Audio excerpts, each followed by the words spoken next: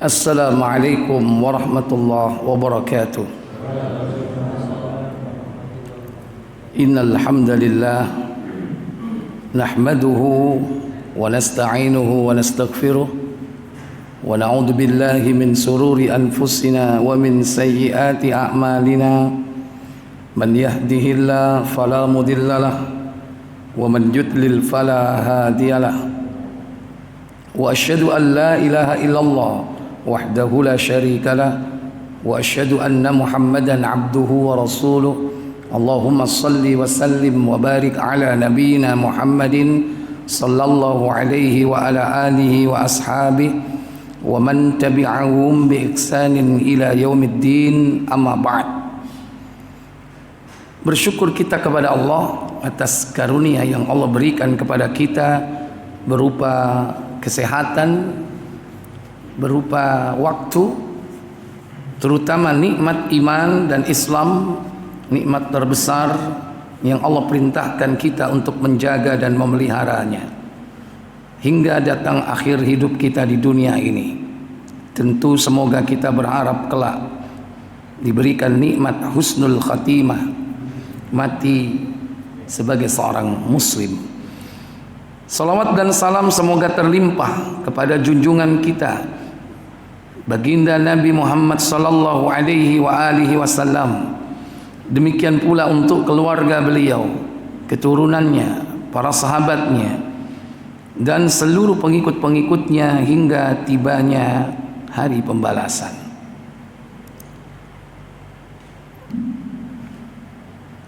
Bapak Ibu, saudara-saudari sekalian, hari ini kita akan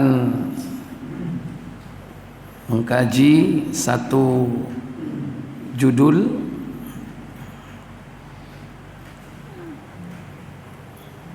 yaitu Tahun Baru Islam, Momen Muhasabah atau Perayaan. Ya. Tahun Baru Islam. Sebetulnya tahun itu adalah waktu, dan waktu itu adalah milik Allah. Sekarang waktu milik Allah. Maka sebetulnya tidak ada bahwa ini waktu untuk Allah, ini waktu untuk syaitan, nggak ada. Semua waktu milik Allah. Hari milik Allah. Bulan milik Allah. Tahun milik Allah. Karena memang Allah yang menciptakan semua itu. Dan kita tidak bisa lepas dari dimensi itu. Tidak bisa lepas dari dimensi ruang, karena kita hidup di bumi ciptaan Allah. Demikian pula ketika kita menempati sebuah ruang, tidak bisa lepas dari waktu, karena melekat padanya. Dan semua waktu itu milik Allah. Cuman kemudian manusia diberi kemampuan oleh Allah untuk menghitung waktu. Ada dengan beberapa pendekatan, ada dengan pendekatan matahari atau pendekatan syamsiyah, sehingga ada istilah tahun syamsiyah berdasarkan perhitungan matahari. Kemudian ada tahun qamariyah, tahun berdasarkan yaitu perhitungan bulan. Itu bulan berorbit mengelilingi bumi. Ini ada tahun qamariyah. Dan dua-duanya diakui di dalam Islam. Jangan mengatakan oh ini tahun syamsiyah, tahunnya orang kafir. Tahun Masehi, tahunnya orang kafir. Enggak. Semua tahun itu milik Allah Jalla wa'ala. Mana bukti kalau keduanya itu diakui?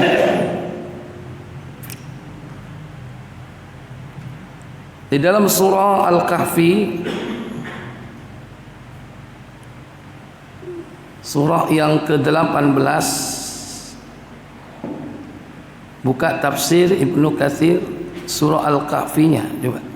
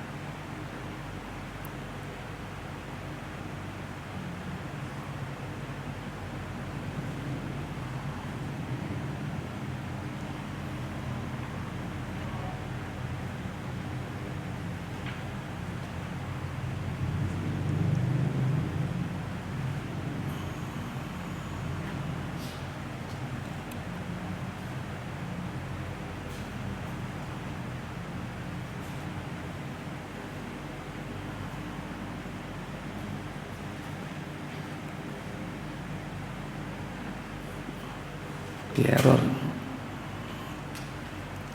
ayat 25 ya.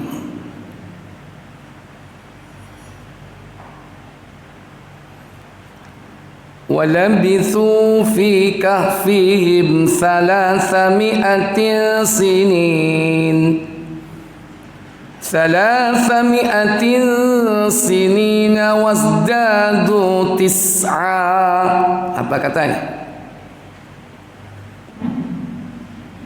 Dan mereka tinggal dalam gua mereka 300 tahun dan ditambah 9 tahun lagi. Ya, Ashabul Kahfi tidur di dalam goa. Walabithu fi kahfihim, mereka tinggal di dalam goa selama berapa? 300 sinin, 300 tahun. Wasdadu 9, dan ditambah dengan 9. Kenapa Allah tidak langsung dengan menyebut yaitu 9 wasalasami'atin sinin, langsung menyebut 309. Kenapa disebut 300 tahun ditambah 9 tahun? Inilah margin perbedaan antara tahun Qamariyah dan Syamsiyah. Jadi kalau di tahun yakni tahun Syamsiyah itu lebih banyak daripada lebih sedikit dibandingkan dengan tahun Qamariyah. Tahun Qamariyah lebih banyak, 300 ditambah 9. Kalau tahun Syamsiyah lebih sedikit. Jadi ternyata terpaut antara Syamsiyah dan Qamariyah itu setiap 100 tahun, yaitu 3 tahun perbedaannya. Setiap 100 tahun itu perbedaannya 3 tahun. Berarti kalau 300 tahun selisihnya berapa? 9 tahun. Berarti dua-duanya diakui oleh Allah. Tahun pendekatan Qamariyah, Syamsiyah diakui. Baik, baca tafsirnya. Ayat 25.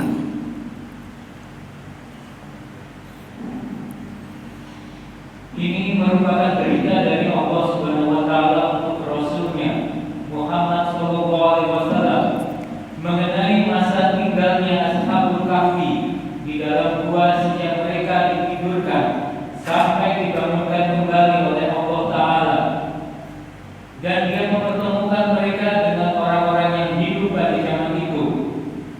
Masa tinggal mereka di dalam gua menurut Allah Subhanahu wa taala adalah 300 tahun yang ditambah lagi dengan 9 tahun menurut hitungan bulan. Nah, 300 tahun ditambah 9 menurut perhitungan bulan tahun Komariah. Jadi kalau tahun Komariah jumlah tahunnya 309. Kalau tahun Syamsiah jumlahnya 300 tahun. Dua-duanya diakui. Artinya dalam setiap pergantian tahun, yaitu selama 12 bulan, jumlahnya sama, 12 bulan dalam satu tahun. Cuman bedanya jumlah harinya. Kalau tahun Komariah itu mesti tetap 29 30, 29 30, 29 30. Makanya lebih banyak 300 tambah 9. 309. Beda dengan tahun Syamsiah. Walaupun ada 28 tahun Kabisat, itu hanya selama 4 tahun sekali di bulan Februari. Tahun Kabisat 28. Yang sering berapa? 29 pernah? Pernah 29. Yang sering 30, 31, 30, 31. Makanya dalam setahun cukup berapa? 300 tahun. Jadi semua milik Allah. Jangan mengklaim bahwa ini milik Islam. Oh, ini milik orang kafir. Enggak, semua milik Allah. Berarti semua untuk siapa? Untuk kepentingan Islam semua. Cuman perbedaannya antara satu dengan yang lain apa? Kalau tahun Syamsiah itu dipakai untuk urusan-urusan duniawiyah. Di situ ada 4 musim kalau di subtropis. Kalau di tropis ada berapa musim? 2 musim, musim penghujan dan kemarau. Ketiga kali rendeng. Biasanya ketiga bulan apa? Hah? Itu aneh, kalau sing macul nang gini. Oh? Bulan apa? Musim kemarau. Mulai April sampai Oktober. Ya, begitu masuk November rendeng, musim hujan. Untuk kaitannya dengan cocok tanam, urusan dunia itu Syamsiah. Tapi kalau urusan ibadah baru pendekatannya tahun Komariah. Karena berdasarkan hilal. Orang puasa dasarnya hilal. Apa? Bulan terbit. Semua itu dasarnya hilal, bukan matahari. Jadi untuk ibadah ada Muharram, ada Safar. Kalau mau ibadah ya bulan-bulan itu. Yang diawali dengan terbit dan tenggelamnya bulan. Jadi dua-duanya diakui di dalam Islam. Makanya tidak ada istilah tahun baru kafir, tahun baru Islam. Semua tahun baru milik Allah. Cuman orang sekarang kan mengklaim, oh ini tahun baru kita ini. Kemudian muncul istilah Hijriyah. Padahal sebelum Rasul hijrah ke Madinah, tahun itu sudah ada atau belum? Tahun Komariah sama tahun Syamsiah sudah ada, berjalan. Hijriah itu kenapa? Momentum di mana saat itu Nabi SAW diperintah hijrah ke Madinah. Baru kemudian sejak saat itulah ditetapkan tahun Hijriah. Tahun Hijriah tahun berapa? Halo? Tahun 1. Dan tahun Hijriah ini memakai pendekatan apa? Komariah. Sebelumnya tahun Syamsiah sudah jalan atau tidak? Sudah jalan dua-duanya. Lahirnya Nabi tahun berapa? 571 misalnya. Lahirnya Nabi Isa itu dijadikan tonggak sebagai tahun apa? Masehi tahun 1 Masehi. Sebelum itu ada istilah BC dan AC. BC, before Christ. Before Christ itu berarti apa? Sebelum Masehi. Ada after Christ, setelah Masehi. Tonggak pertamanya tahun Masehi itu lahirnya Nabi siapa? Isa. Sekarang pertanyaannya, Nabi Isa wong kafir apa wong muslim? Halo? Muslim. Nabi Isa orang muslim.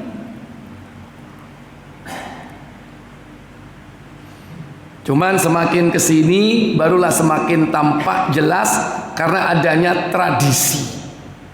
Tradisinya orang-orang merayakan tahun baru. Kalau itu tahun Masehi mereka hura-hura. Baru kemudian untuk sebagai antitesis, ya, perilaku orang-orang kafir, antitesisnya apa? Buat sendiri tahun baru Hijriyah atau berdasarkan Qamariyah. Bukan melakukan atau pergantian tahun dengan hura-hura, tapi dengan ibadah. Ya hati-hati, bisa jadi orang merayakan tahun baru Masehi, pergantian Desember ke Januari, orang berbuat maksiat, zina, khamr diminum, ya kan, hura-hura. Tapi perayaan tahun baru Hijriyah bisa jadi pergantian Zulhijjah sampai ke Muharram, apa yang dilakukan? Perbuatan bid'ah. Nemendi maksiat mbek bid'ah. Halo. Ngumpulno wong la illallah. Salapangan full. Zikir dihitungi sampai ribuan. Ini apa? Dalam rangka menyambut tahun baru Islam, tahun baru Hijriyah. Yang dilakukan amalan yang menyimpang, melakukan zikir yang tidak dituntunkan. Apa tidak dituntunkan? Hitungan-hitungan yang mereka tetapkan. Karena hitungan itu merupakan syariat. Dan tidak boleh orang menetapkan hitungan kecuali apa? Kecuali Allah Tabaraka wa Ta'ala. Tidak boleh menetapkan ketetapan kaifiyah ibadah, apakah bacaannya, kemudian tata caranya, kemudian hitungannya, kecuali hanya Allah dan Rasulnya. Maka jangan tertipu antum dengan perilaku-perilaku menyambut tahun baru Hijriyah, kemudian melakukan zikir-zikir. Ternyata zikir itu tidak dituntunkan dalam Islam. Lantas apa bedanya dengan mereka yang merayakan tahun baru Masehi? Mereka hura-hura, minum khamr, bahkan melakukan perbuatan ikhtilat, khalwat, bahkan puncaknya adalah zina. Sama dua-duanya adalah perbuatan maksiat di hadapan Allah Jalla wa'ala. Makanya kalau kita bicara muhasabah, itu baik tidak tahun Masehi ataupun tahun pendekatan Hijriyah atau tahun Syamsiyah ataupun Qamariyah, semua itu dipakai untuk menghisap amal perbuatan kita. Itulah yang disebut muhasabah. Dan muhasabah itu bukan tahunan. Muhasabah tahunan. Muhasabah itu setiap hari. Hasibu qabla an tuhasabu, kata Umar bin Khattab. Hisaplah amalmu, hisaplah dirimu sebelum kau dihisap kelak. Dihisap di mana? Di hari penghisapan, di padang mahsyar. Jadi kau usah ngenteni tahun baru. Setiap hari. Lah nek durung tahun baru terus mati saiki, padahal kurang pirang dino iki. Halo. Wis engko aku muhasabah. Nanti kalau pas waktu apa? Hah? Pas waktu pergantian tahun Hijriyah atau tahun Qamariyah, saya akan muhasabah. Menikmati. Bagaimana? Tidak sempat menghisap di dirinya. Maka jangan muhasabah itu introspeksi diri, mawas diri, menghitung amal-amal perbuatan kita daripada menghitung amal-amal orang lain. Hisablah diri kita sendiri. Itu tidak nunggu waktu tahun baru. Maka kalau bisa itu tahun baru ya biasa, nggak ada bedanya tahun baru dengan tidak tahun baru. Di negeri yang menegakkan tauhid, mana negeri yang menegakkan tauhid? Kenderoai la ilaha illallah. Mana? Gak semua Arab. Arab apa? Arab Saudi. Wani enggak kendero mau tulis la ilaha illallah Muhammad Rasulullah. Mene awakmu melbu ndi? Melbu penjara. Padahal dulu waktu perang kemerdekaan benderanya Hizbullah, salah satu di antara detasemen ya yang memperjuangkan kemerdekaan Indonesia, itu benderanya Hizbullah, tahu, merah putih, tulisannya la ilaha illallah Muhammad Rasulullah. Hurung ya, sampean ditutup dari sejarah. Semangat jihadnya tidak sekedar membela bangsa negara, tapi membela din agama Allah Jalla wa'ala. Karena cita-cita mereka tinggi, mati syahid. Tidak hanya sekedar mendapat gelar pahlawan, tapi ingin mati syahid. Nah, kembali la ilaha illallah Muhammad Rasulullah. Mana negeri yang menegakkan tauhid? Saudi Arabia. Pertanyaannya, baik perayaan tahun baru Islam dari Zulhijjah ke Muharram atau dari Desember ke Januari, ada perayaan nggak di sana? Nggak ada, biasa-biasa saja. Dalam rangka mengkonter di negeri kita, dalam rangka mengkonter perayaan tahun baru Masehi Desember ke Januari, kita mengkonter dengan apa? Merayakan tahun baru Islam, pergantian Desember ke Muharram dengan amalan-amalan ibadah. Kenapa dikhususkan ibadah pada saat itu? Nggak ada. Ibadahnya setiap hari, nggak usah nunggu waktu perayaan. Yang lebih ironi lagi, amalan ibadahnya menyimpang, amalan bid'ah. Melakukan zikir nggak ada tuntunan. Malam-malam kumpul ya, mengerahkan massa, zikir bersama, digiring pelan-pelan sama setan. Akhirnya ono musike, katanya musik Islami, kentrungan. Alasannya moco solawat.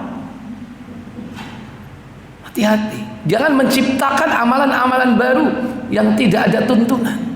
Cukup perayaan kita itu dua, apa? Idul Fitri dan Idul Adha. Itu hari Id kita.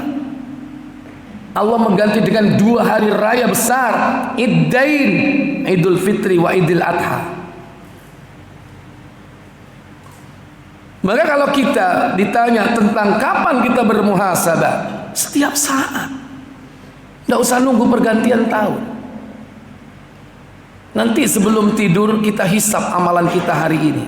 Mau aku laupo ayo, isuk mau, ya Allah aku mau nyelentik anaknya tonggo rek.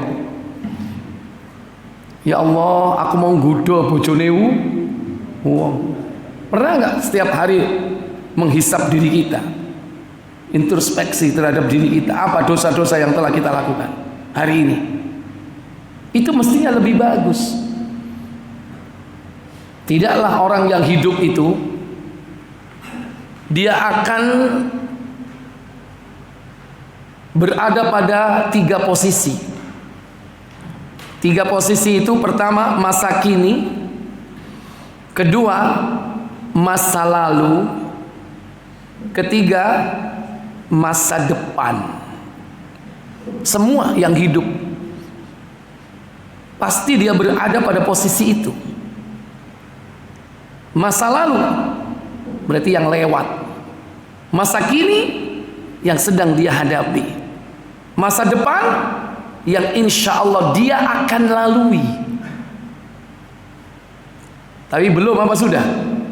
Belum. Nah kita setiap hari masa kini berarti itu diperintahkan oleh Allah feedback ke belakang, melihat ke belakang. Tujuannya apa? Mengevaluasi. Saat ini kita sedang mengevaluasi sesuatu yang telah kita lakukan kemarin, yang lalu. Untuk apa? Mempersiapkan diri menghadapi masa depan. Begitu konsepnya. Hari ini kita lakukan apa? Introspeksi diri, muhasabah. Bagaimana caranya? Melihat masa lalu, dijadikan pelajaran untuk lebih baik di masa yang akan datang. Sebagaimana Allah firmankan, buka surah Al-Hasyr, tafsir Ibnu Katsir. Siapkan tafsirnya. Kita bahas tafsir ini. Ini biasanya ngaji ini judulnya tafsir iki tok dudu. Padahal muhasabah ya tafsirnya surah Al-Hasyr.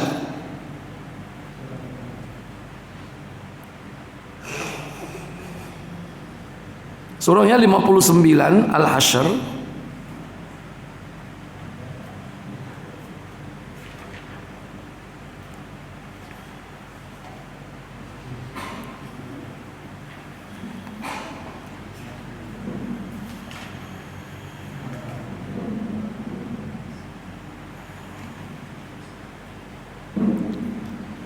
Ya, ayatnya yang ke-18. Ya ayyuhalladzina amanu taqullaha wal tanzur nafsum ma qaddamat lighad wattaqullaha innallaha khabirum bima ta'malun. Apa katanya? Hai orang-orang yang beriman, bertakwalah kepada Allah dan hendaklah setiap diri memperhatikan apa yang telah diperbuatnya untuk hari esok akhirat, dan bertakwalah kepada Allah. Sesungguhnya Allah Maha mengetahui apa yang kamu kerjakan. Ya ayyuhalladzina amanu, wahai orang-orang yang beriman, ittaqullah, bertakwalah kalian kepada Allah.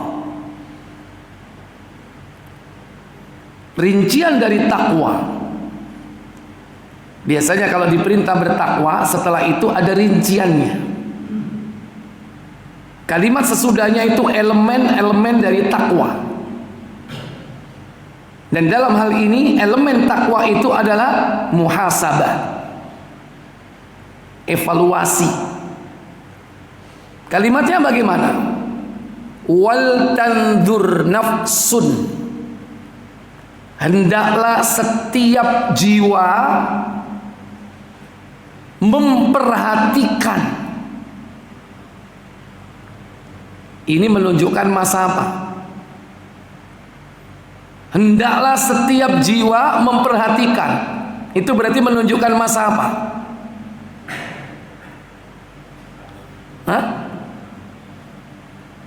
Perintah ini datang pada setiap zaman, termasuk pada zaman kita. Ketika ayat ini kita dengarkan hari ini, saat ini, detik ini, kalimat ini, berarti masa apa? Hah? Iya, masa kini. Kan tadi sudah diterangkan ada 3 dimensi waktu. Waktu sekarang.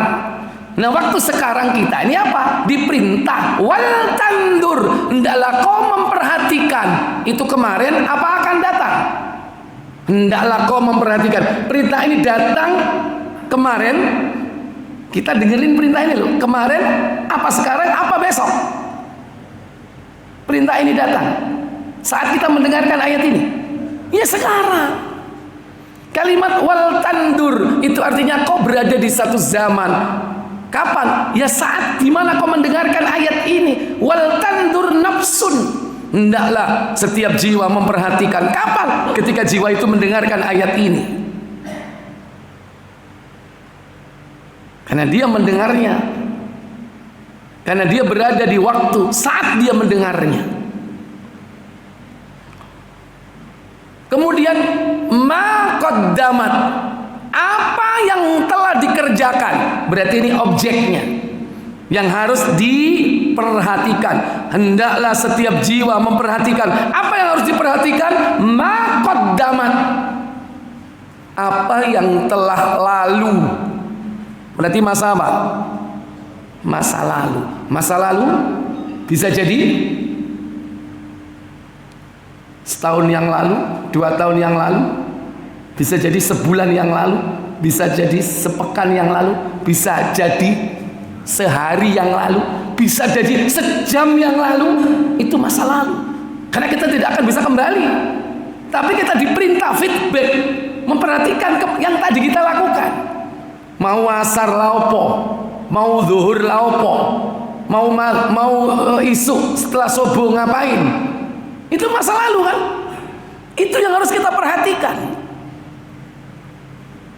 Jadi harian kita diperintah untuk bermuhasabah. Apa yang sudah kita lakukan tadi? Ma qaddamat, itu kalimatnya. Ligoda. Apa goda itu? Untuk kepentingan esok hari. Berarti masa apa ini? Masa depan. Kapan esok hari? Bisa besok, bisa besok lusa, ya. Dan yang jelas untuk kepentingan kehidupan akhirat. Karena pasti kita melaluinya. Seandainya kita besok tidak bertemu dunia, pasti kita akan bertemu barzakh. Saya ulang, seandainya besok kita tidak bertemu dunia, turu gak tangi, bablas, pasti kita akan berjumpa dengan barzakh semua. Dan setiap yang sudah memasuki barzakh menunggu waktu sampai dia masuk ke dalam kehidupan akhirat. Ini konsepnya ini. Hendaklah kalian memperhatikan apa yang telah dikerjakan di masa lalu untuk kepentingan kehidupan yang akan datang. Aku ingin laupo yo. Waduh, aku ingin ngentit duite Pak Joy. Berarti dia feedback, mengingat dosa masa lalu. Dia sudah benar melakukan muhasabah. Terus apa yang harus dilakukan untuk kepentingan akhirat? Kalau tidak diselesaikan sekarang, apa nanti yang terjadi? Dia akan diperhitungkan di akhirat. Makanya perintah untuk minta kehalalan itu sekarang. Coba buka Bukhari nomor 1171.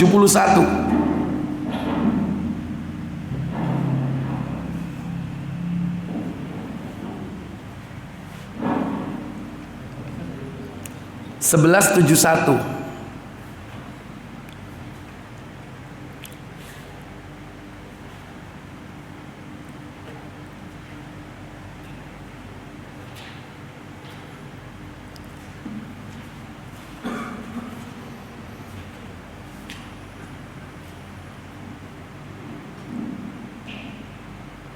Dari Abu Hurairah radhiyallahu anhu, Rasulullah sallallahu alaihi wasallam bersabda. Apa sabda beliau?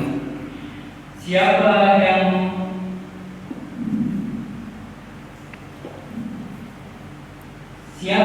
merusak nama baik atau buta atau harta benda orang lain, maka minta maaflah kepadanya. Lah, sampai di situ. Mangkana lahu mazlamatun, siapa yang melakukan perbuatan dolim, min irdihi au mim malin, dalam perkara kehormatan, nama baik atau harta benda orang lain. Siapa yang melakukan kezaliman, berarti masa apa ini? Masa apa? masa lalu, walaupun 2 jam yang lalu. Sapa sing ngrasani wong ambek ngentet donyane wong, berarti masa lalu, walaupun tidak setahun yang lalu, nggak jauh dari saat ini, mungkin beberapa jam yang lalu. Maka hendaklah, nah ini berarti masa kininya. Apa yang harus dilakukan? Lanjut. Hendaklah minta kehalalan, ya kan? Falyatahallalhu, mintalah kehalalan. Kapan?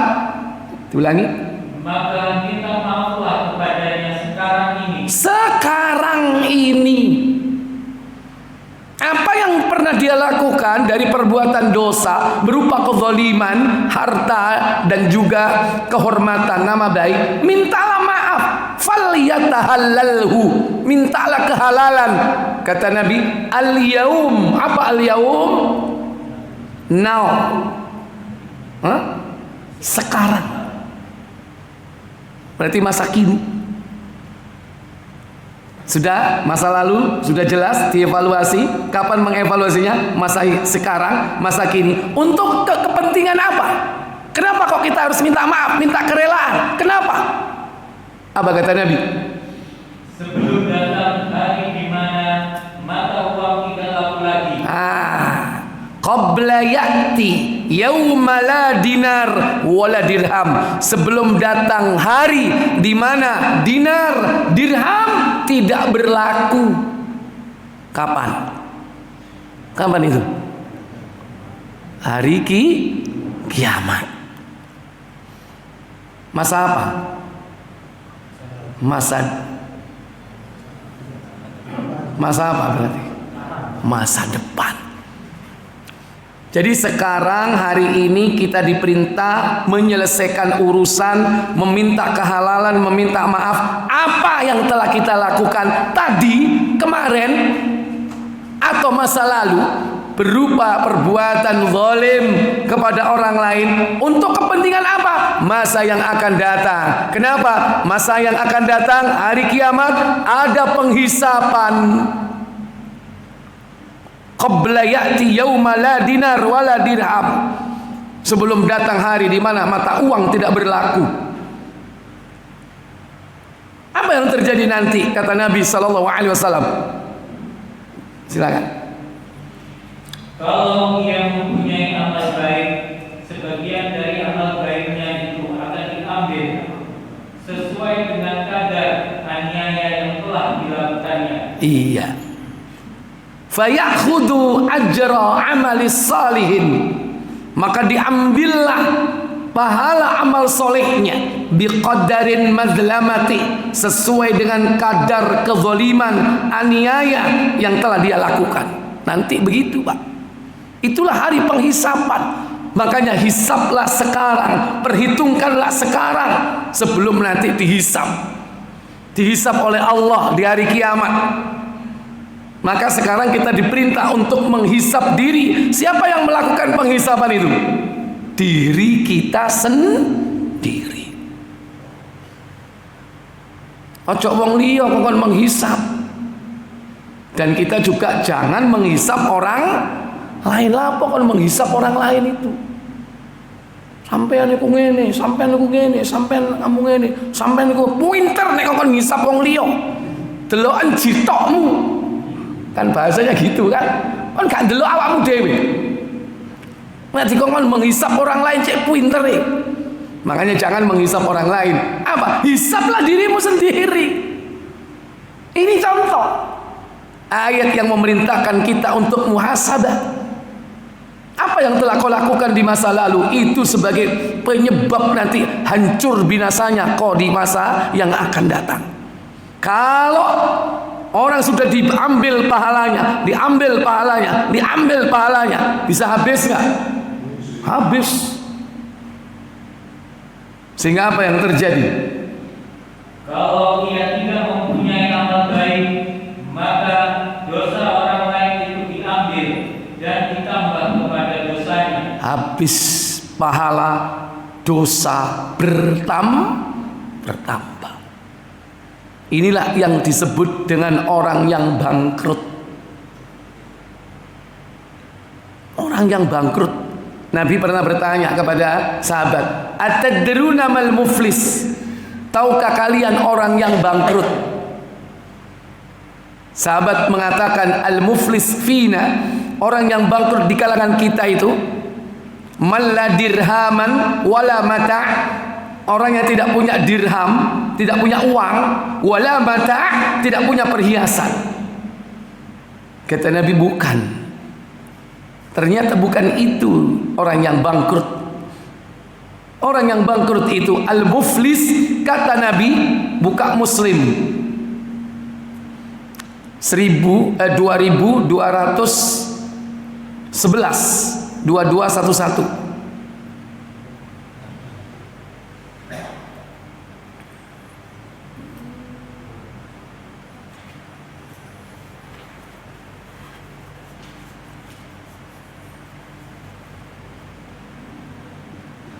Dari Abu Hurairah radhiyallahu anhu katanya, Rasulullah SAW bersabda. Apa sabda beliau? Tahukah kamu apa arti muflis? Muflis.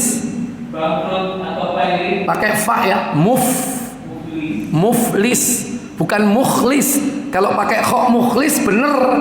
Orang yang ikhlas itu mukhlis. Kalau muflis dari kata falasa. Makanya falas itu kok cocok ya, itu penghancur itu. Muflis itu bangkrut artinya. Kemudian muflis menurut kamu ialah orang yang tidak punya uang dan tidak punya harta. Itu kata para sahabat. Kemudian jawab Nabi, sabda Rasulullah SAW, muflis dari umatku akan datanglah di hari kiamat membawa sholat, puasa dan zakat. Orang yang muflis, al-muflis fina, orang yang bangkrut di kalangan kita, kata Nabi, ya'ti yaumal qiyamah, dia datang di hari kiamat, bisolatin wasiyamin wazakatin, bawa pahala salat, puasa, zakat. Tapi karena dia tidak bermuhasabah, menghitung-hitung kejelekannya, menghitung-hitung kebaikan nggak perlu, Pak. Aku mari teko haji rek nang kono salat nang Masjidil Haram 1.000. Aku nang kono saulan nek tak hitung-hitung umpama aku gak salat nang masjid nek nang Indonesia ketokane sik susuk, ketokane masih sampai mati. Iku hitung-hitung kebaikan itu berarti nggak boleh. Yang harus dihitung apa? Keburukan kita yang harus dihitung-hitung. Untuk apa? Segera dihapus, dianulir.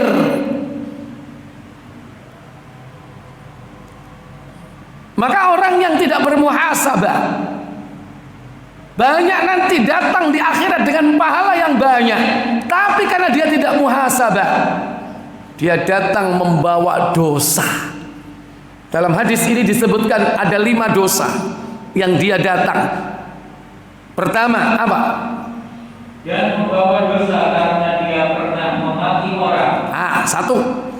Wa ya'ti yaumal qiyamah, dia datang di hari kiamat qad syatamahada, dengan membawa dosa mencaci maki orang. Saking mangkeli wong dilokno, dipisui, mangkel titik, hitungan piro mesomu bendino. Ini jangan dianggap remeh loh, ini dosa ini yang nanti berat di akhirat. Pahalamu bisa diambil oleh orang-orang yang dulu kau caci maki.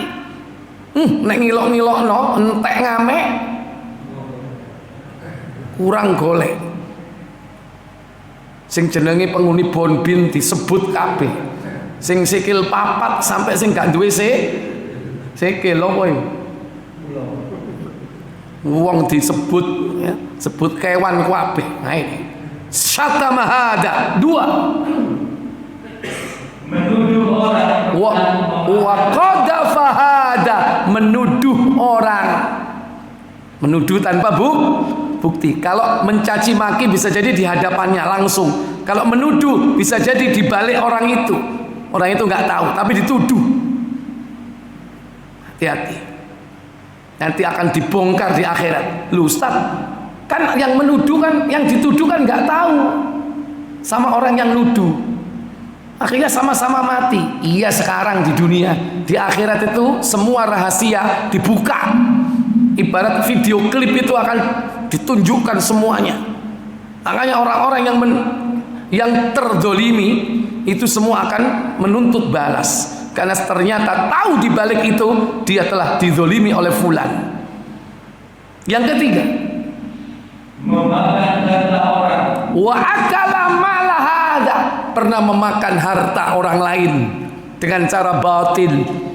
Itu perlu introspeksi dan minta maaf sekarang juga. Cak, sepurane cak yo, wit pelemu iki tak entekno cak. Mangkane tak tinggal mulai nang desa, pelem tak blongsong, bareng tak buka kosong.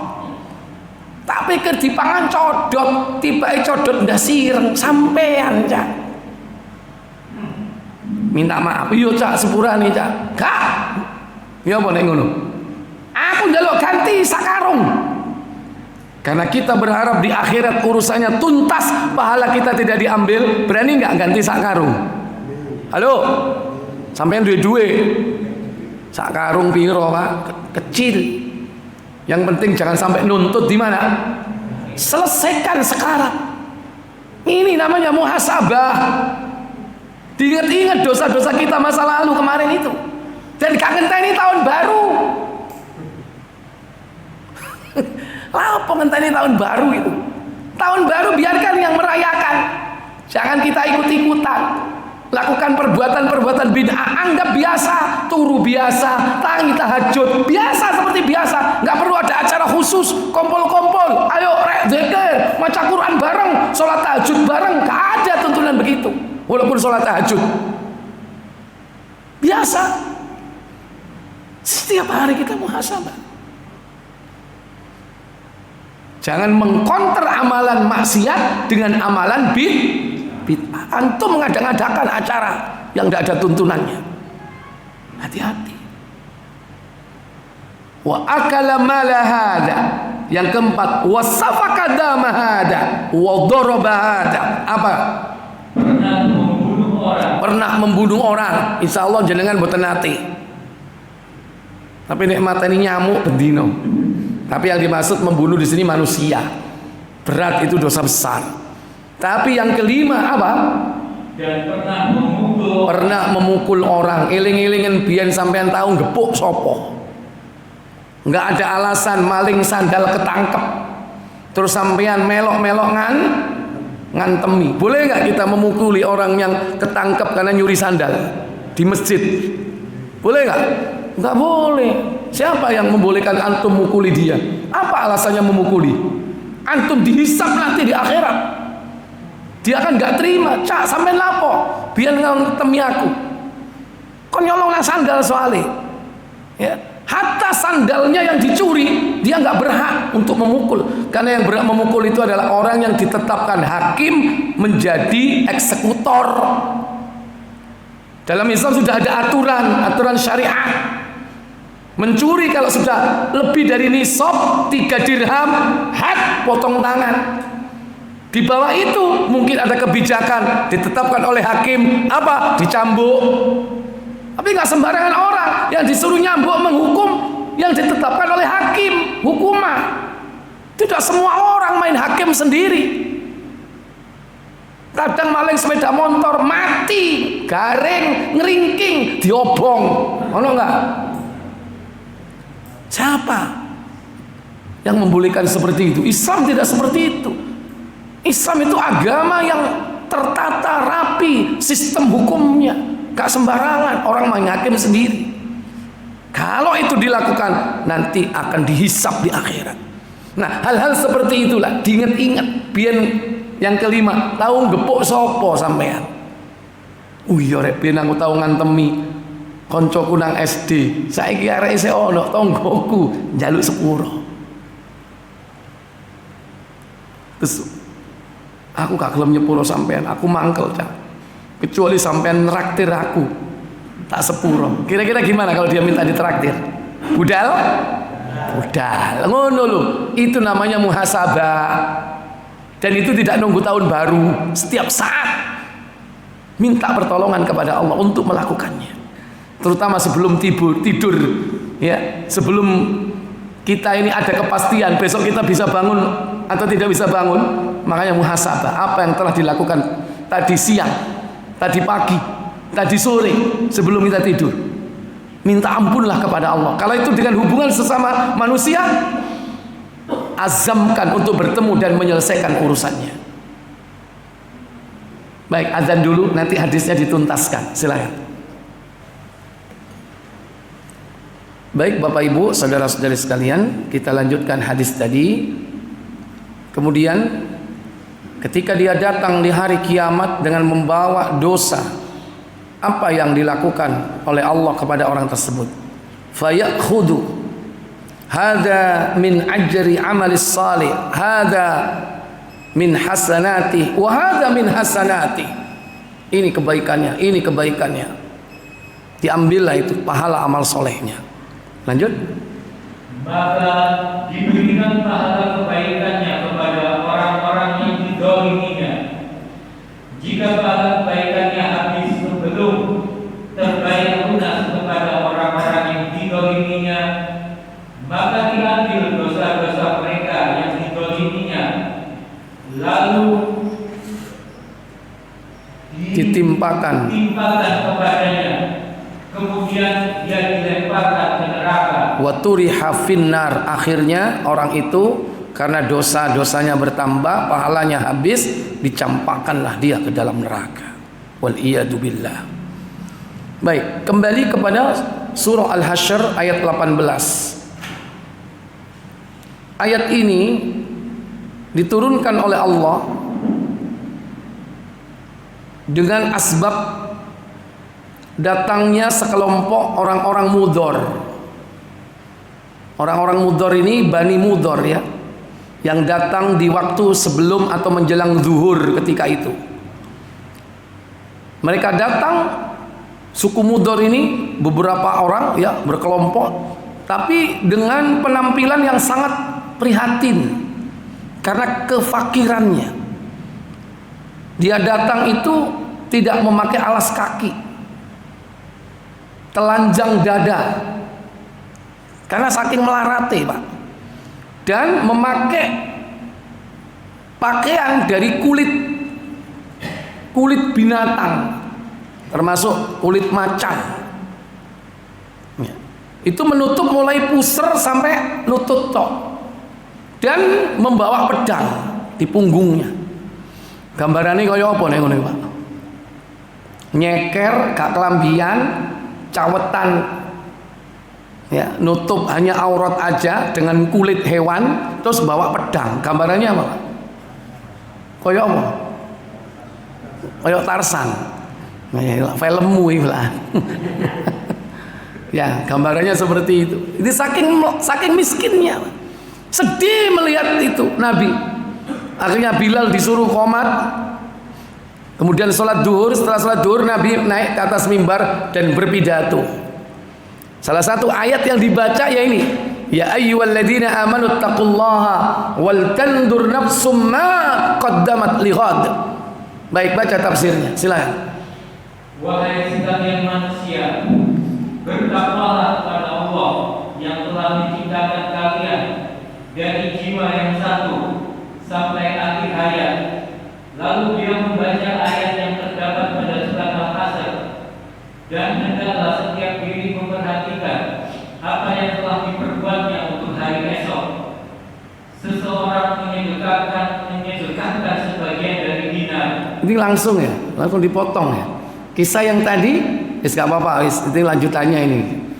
Jadi setelah Nabi naik mimbar membaca ayat ya ayyuhalladzina amanu taqullaha dan seterusnya, kemudian hendaklah kalian memperhatikan tentang apa yang telah kau kerjakan di masa lalu untuk kepentingan akhirat yang akan datang. Maka banyak sahabat tersentuh dengan ayat itu. Mereka pulang membawa apa? Ada yang bawa kurma, ada yang membawa pakaian, ada yang membawa makanan.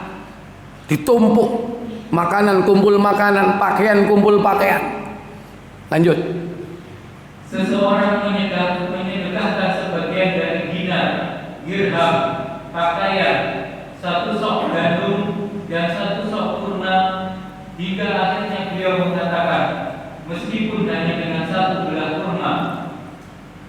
Kemudian ada seorang dari kaum Ansor yang datang membawa 1 kantong.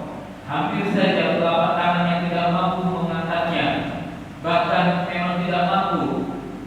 Lalu orang-orang itu mengikuti sehingga aku melihat 2 tumpukan dari makanan dan pakaian. Karena sebab beberapa orang saja, yang lainnya pada ikut semua, Pak. Mengikuti jejak beberapa orang yang tadi mengawalinya. Karena tersentuh dengan ucapan Nabi, sehingga beberapa orang tergerak hatinya untuk mensedekahkan hartanya. Sehingga terjadilah 2 tumpuk harta, makanan, pakaian dan yang lainnya. Kemudian sehingga aku melihat wajah Rasulullah SAW berseri-seri bagaikan disepuh emas. Wajah beliau bagai disepuh dengan emas, sumringah. Padahal tadi sedih Nabi melihat gara-gara kedatangan, yakni Bani Mudhar. Bani Mudhar itu sukunya Rasulullah, dari kalangan Bani Mudhar, ya. Kemudian lanjut. Kemudian beliau bersabda, Apa sabda beliau sallallahu alaihi wasallam? barang siapa yang memulai suatu sunnah yang baik dalam Islam, maka baginya pahala sunnah yang baik itu dan pahala orang-orang yang melakukannya sesudah dirinya. Ini salah satu hadis yang disampaikan oleh Nabi, ya, ketika setelah bertumpuk makanan, pakaian dan yang lainnya, Nabi mengatakan, man sanna sunnatan hasanatan, barang siapa yang menghidupkan sunnah yang baik. Dan ini bukan perkara baru, tapi sudah pernah dilakukan oleh orang-orang sebelumnya, yaitu apa? Sodaqah. Barang siapa menghidupkan sunnah yang baik, falahu ajruha, maka dia akan mendapatkan pahala dari perbuatan itu. Wa ajru man amila biha, dan mendapatkan pahala orang-orang yang mengikuti sesudahnya. Sampeyan ngadakno pengajian, mari ngono tonggo sampeyan ngadakno pengajian sesuai syar'i, sampeyan dapat royalti, pahala dari mereka. Di samping pahala sendiri. Sampeyan ngaji biyen wong loro, mari ngono dadi wakeh gara-gara sampeyan ngejak kanca-kancane, maka kita dapat pahala dari masing-masing orang yang hadir di majelis ilmu itu. Ini namanya melipat gandakan pahala dengan menghidupkan sunnah. Dan itu ghairu ayyang kusa min ujurihim syai'an, tanpa mengurangi pahala orang yang diajak itu, full pahalanya. Jadi pahalanya di copy paste untuk kita. Tapi Bapak Ibu saudara sekalian, itu juga berlaku sebaliknya. Apa kata Nabi? Tanpa mengurangi dari pahala itu sedikit pun. Dan barang siapa memulai suatu sunnah yang buruk dalam Islam, maka baginya dosa sunnah yang buruk itu dan dosa orang-orang yang melakukannya tanpa mengurangi dari dosa mereka sedikit pun. Wa man sanna sunnatan sayyi'atan, dan barang siapa yang menghidupkan sunnah yang buruk. Jangan ini diartikan apa? Sunnah yang buruk berarti ada apa? Ada bid'ah hasanah, nggak ada. Karena ada sunnah sayyi'ah. Berdalil dengan adanya sunnah sayyi'ah, sunnah yang buruk.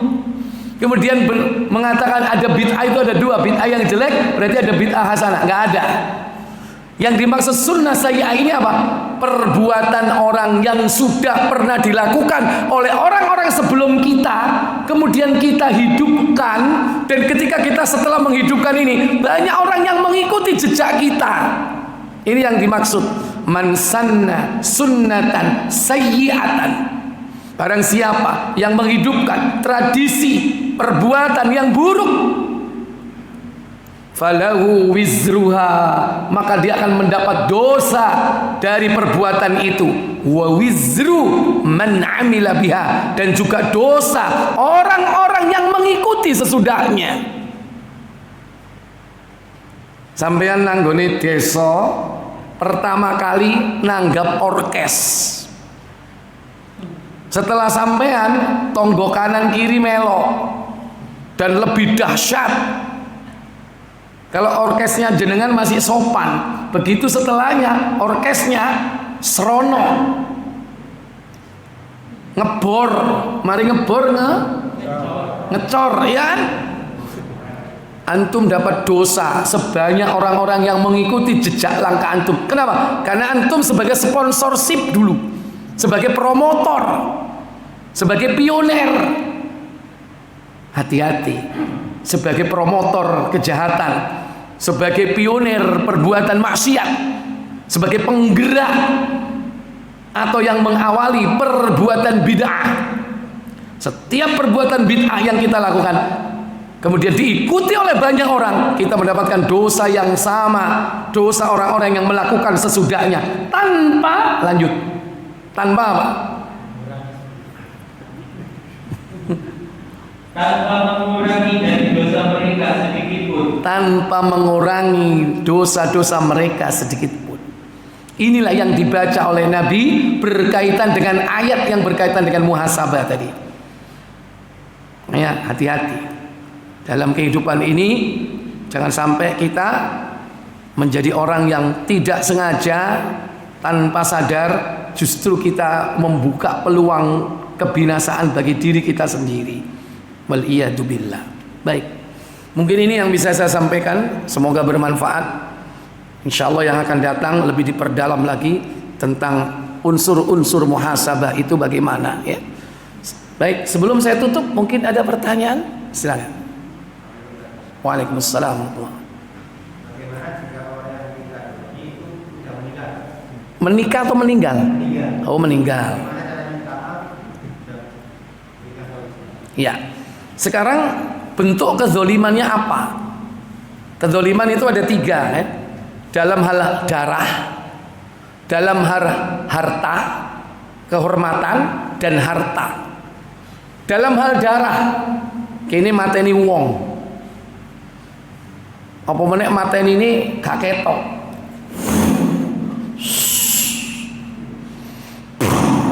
Pengi-pengi glodak tar.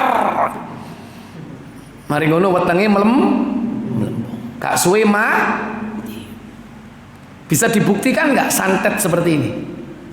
Polisi bisa membuktikan nggak? Nggak bisa. Adanya kemenyan, golean, nggak ada hubungannya dengan kematian orang, ya kan? Susah membuktikannya karena korelasinya nggak match, gitu. Nah, ada orang membunuh dengan cara seperti itu. Dia lepas dari jerat hukum. Kemudian dia tobat kepada Allah. Tapi pertanyaannya, ini termasuk kezaliman kepada sesama nggak? Allah tidak akan mengampuni sebelum orangnya mengikhlaskan. Kon lapo biar nyantet aku sampai mati? Pertanyaannya, kapan menyelesaikannya kalau sudah kasus seperti ini? Halo, bisa nggak diselesaikan di dunia? Di mana? Di akhirat. Kecuali kalau membunuhnya tidak dengan cara seperti itu, terang-terangan. Kemudian ditegakkan hukum Islam, yaitu kisos. Selesai di kisos, dia sendiri juga ikut mati, selesai. Dosanya 0, 0. Tapi dosa membunuhnya tok yang 0. Dosa-dosa yang lain masih ada kalau tidak ditobati juga. Ini dalam hal darah. Yang kedua dalam hal kehormatan, nama baik, mencemarkan nama baik orang lain. Orangnya tidak tahu. Ya nanti urusannya di akhirat. Kalau nggak tahu, karena tahunya di akhirat. Kalau orangnya tahu, kemudian dia menuntut kepada kita, sampean lapo cak ngelek-ngelek no aku. Jari aku ngene, jari aku ngono. Cek jate sampean cak. Dan kita nggak minta maaf, dan orang itu nggak rela sampai mati. Maka urusannya di mana? Di akhirat. Sepuro nih cak, aku biyen khilaf. Kak ridho aku, gak rela. Sadurunge sampean nulis nang surat kabar permintaan maaf, saya minta maaf telah mencemarkan nama baik Fulan bin Fulan. Sejak saat ini saya tidak akan mengulangi lagi. Beli 1 halaman koran. Piro sak halaman koran ini? Saya ona nggak koran ini saya? Mahal nggak 1 halaman? Mahal, jutaan, bisa puluhan juta. Kalau kau punya duit, lakukan. Nama orang itu terrehabilitasi, dibersihkan nama baiknya. Setelah apa? Disiarkan di media. Sekarang medianya bukan media cetak, media elektronik. Viralkan kalau antum minta maaf. Ya, viralkan ke platform. Kalau kita pernah melakukan perbuatan zalim, nggak video shot, Facebook, TikTok, IG, YouTube, 4 platform bikin shot permintaan maaf. Saya atas nama Fulan bin Fulan meminta maaf kepada saudara Fulan bin Fulan yang telah saya cemarkan nama baiknya. Itikat baik saya semata-mata karena ikhlas karena Allah, agar jangan sampai saya akan dituntut oleh Fulan bin Fulan kelak di akhirat. Kalau orangnya ridho dengan video itu sehingga namanya terrehabilitasi, selesai. Nanti antum gak dituntut di akhirat. Kalau dia nuntut, dudukno iku video ini. Iki lho biar YouTube-mu. Masa ono HP-nya bisa hancur.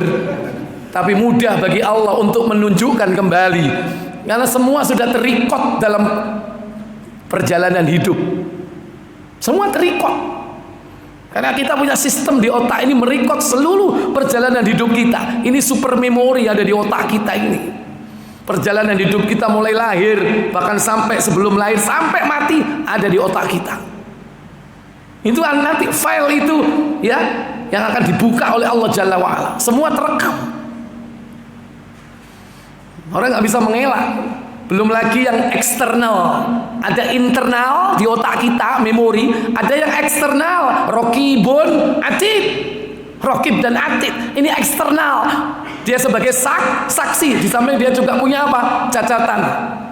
Nggak bisa mengelak orang itu. Tubuh kita juga bisa menjadi saksi. Al-yawma nakhtimu ala afwahihim wa tukallimuna aydihim wa tashhadu arjuluhum bima kanu yaksibun. Pada hari ketika mulut dikunci, tangan berbicara, kaki menjadi saksi. Nggak akan bisa mengelak orang dari dosa, walaupun dia selamat dari jerat hukum saat di dunia. Di akhirat nggak akan bisa selamat.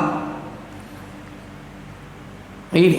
Jadi kalau nggak bisa diselesaikan di dunia, diselesaikan di akhirat. Harta, nah sekarang harta.